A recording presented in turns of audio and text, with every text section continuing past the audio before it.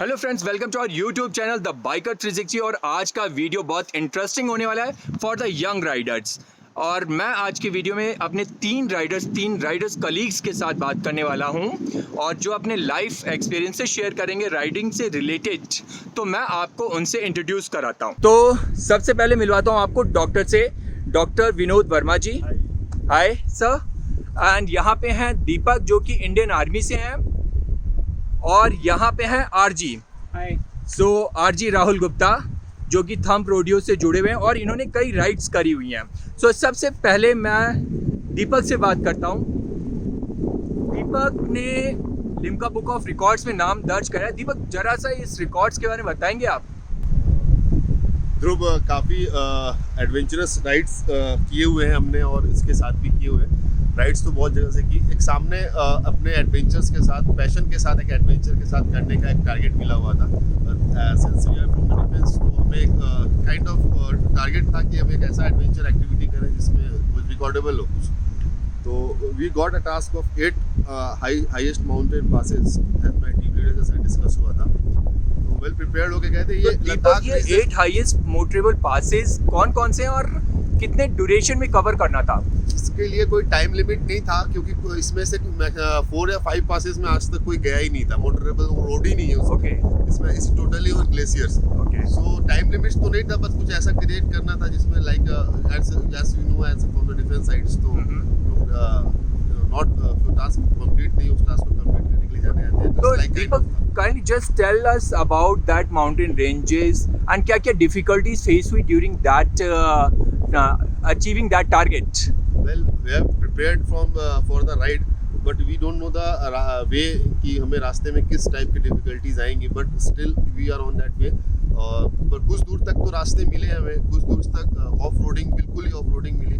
उसके बाद तो रास्ते कुछ नहीं थे, सिर्फ ग्लेशियर था, उसके ऊपर स्लश टाइप का था और पत्थर पड़े हुए थे कुछ। बस रास्ते नेविगेशन के थ्रू हमें इतना पता था कि पोस्ट वहाँ है, ये पासेस है। तो फर्स्ट ऐसा सबसे डिफिकल्ट पास हमारा था सासरला।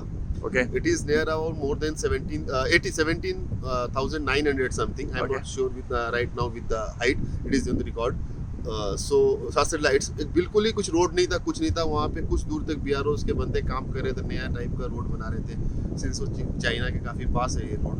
तो उन्होंने बोला सर आज तक तो हमने किसी को नहीं देखा इधर से। बाइक तो बहुत दूर की बात है, कोई मोटरेबल 4 व्हीलर्स भी गई हो उसमें, बट हम लास्ट टाइम तक वहाँ पे 52 करके एक लिखा हुआ था, हम उस लास्ट तक गए थे। That is place is known as Saser La. As for our plan, that the route I cannot disclose it. बस उसके आगे तो नेक्स्ट पास के थ्रू आ गए थे, और that pass is known as Marsimik La pass था। वो एक बहुत डिफिकल्ट था, उसमें ऑक्सीजन की प्रॉब्लम थी। उसमें तो हमारे 2 राइडर्स को ऑक्सीजन भी प्रोवाइड करना पड़ा हमें कुछ बैकअप के लिए। वो एक था, डिफिकल्ट था ट्रेन तक। लेकिन ये था कि हमें करना था 8 पासेस हमने किया, और बहुत रिकॉर्डेबल टाइम में किया जो आज तक किसी ने अचीव नहीं किया था। 15,505 किलोमीटर्स हमने 4 डेज में रोड कर लिया, जस्ट बिकॉज कि उस एरिया में परमिशंस नहीं है और सेफ भी नहीं है रात को राइड करना।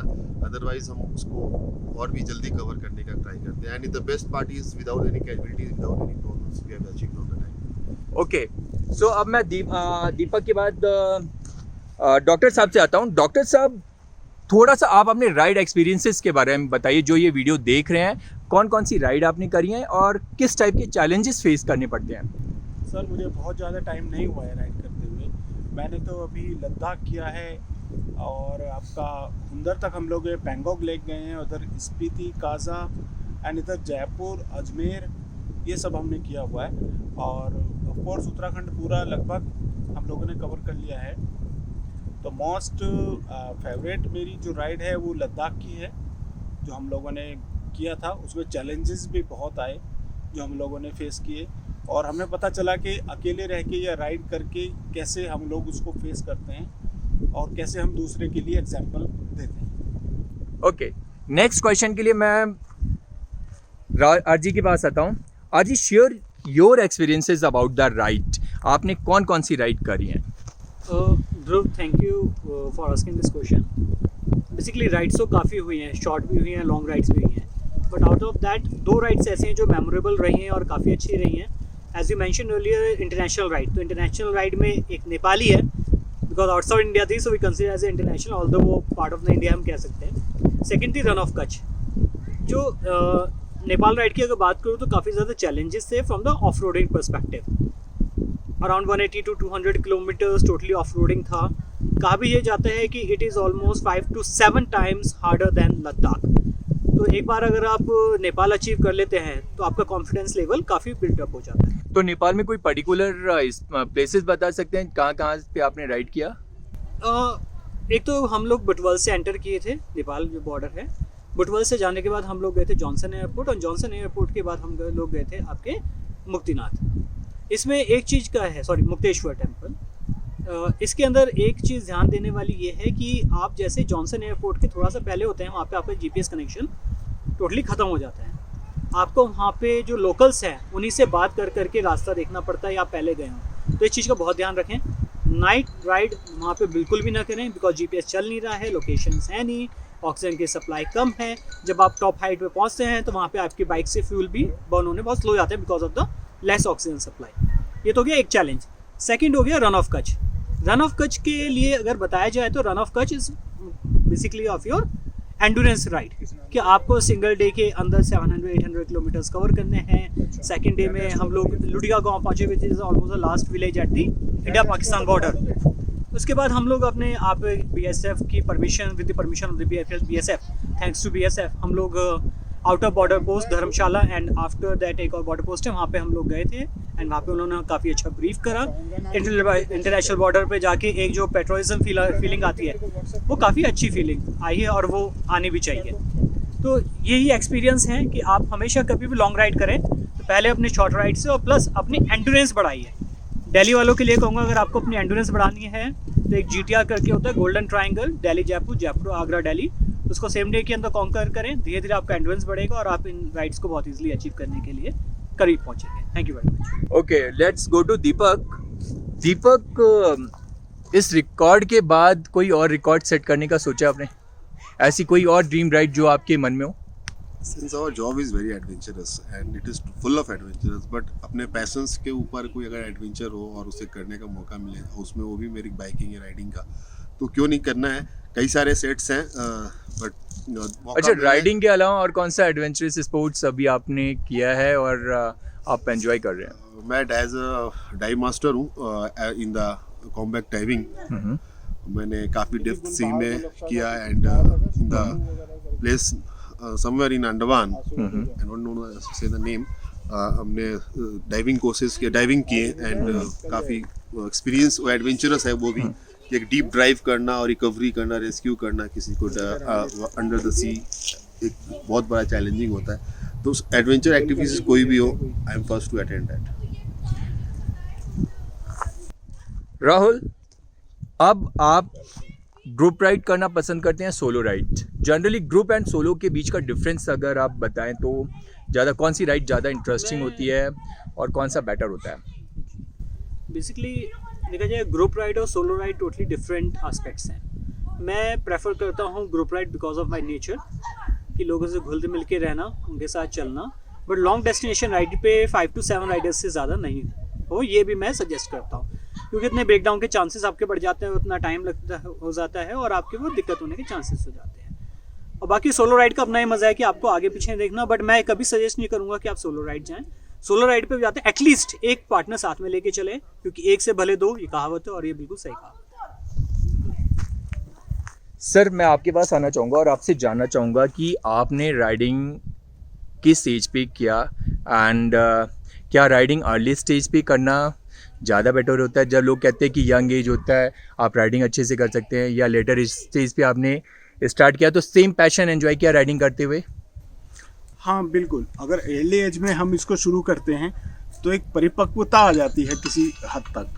और जैसे मैंने तो लेटर ऑन में शुरू किया है, बिल्कुल ही अपनी 40s में, तो feeling young with the young Riders. हाँ बिल्कुल, एग्जैक्टली। और हम पूरी अच्छी तरह से, पूरी अपनी रेस्पॉन्सिबिलिटी से, रेस्पॉन्सिबल तरीके से हम बाइक राइड करते हैं।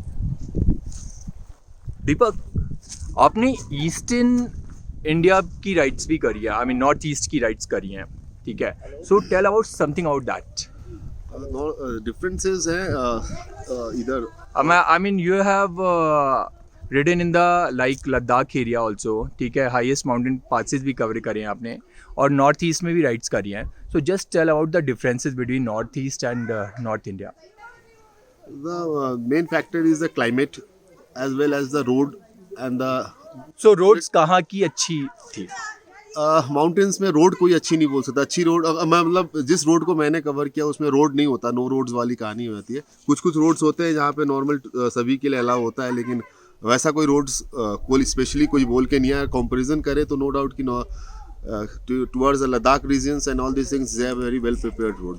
तो उधर का एक्सपीरियंस अलग ही है उस साइड का.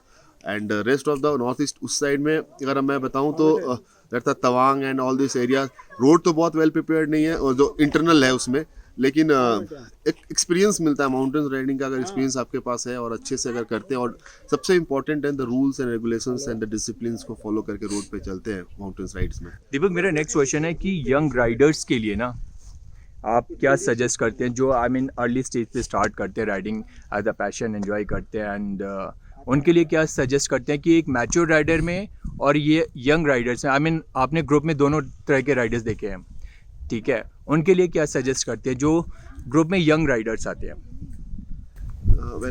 एक पैशन होता है राइडिंग सभी कर लेते हैं, बट एक पैशन के साथ अगर राइडिंग करना है तो हमें उसके सबसे इम्पोर्टेंट है कि हमें जो डिसिप्लिन है उसे फॉलो करना है.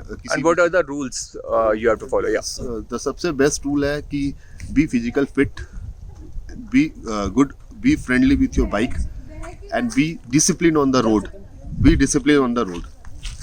And this much, and be well know about your area where you are going for a ride.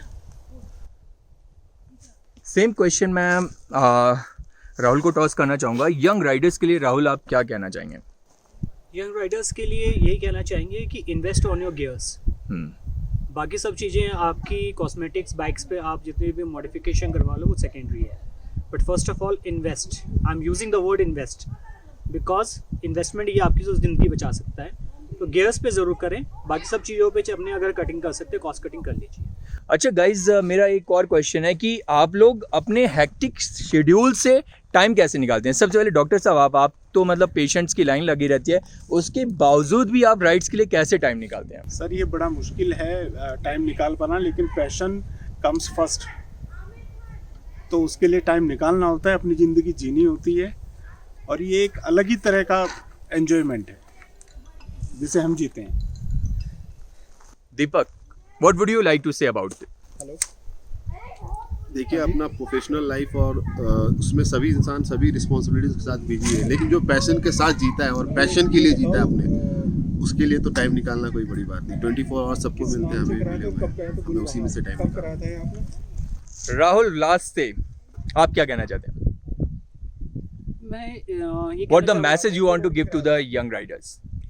Young riders के लिए है, पैशन है, जियो, थोड़ा टाइम अपने लिए ज़रूर निकालो, मन है निकलो. ये आपके लिए एक मेडिटेशन का काम भी करेगा और एक स्ट्रेस बूस्टर का काम करेगा. कई जॉब्स में है और या अपने बिजनेस के अंदर है, कॉलेजेस में है, थोड़ा टाइम निकालो.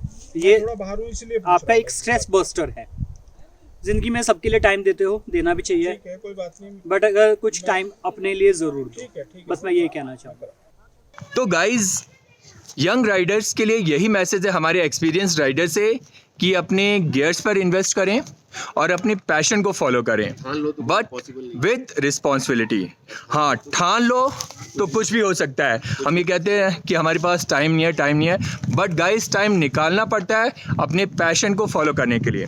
सो अगले वीडियोज़ में हम कुछ और राइडर से मिलेंगे, उनके एक्सपीरियंस से शेयर करेंगे. तब तक के लिए goodbye. Keep watching this video and please subscribe our YouTube channel, The Biker 360. Thank you for watching.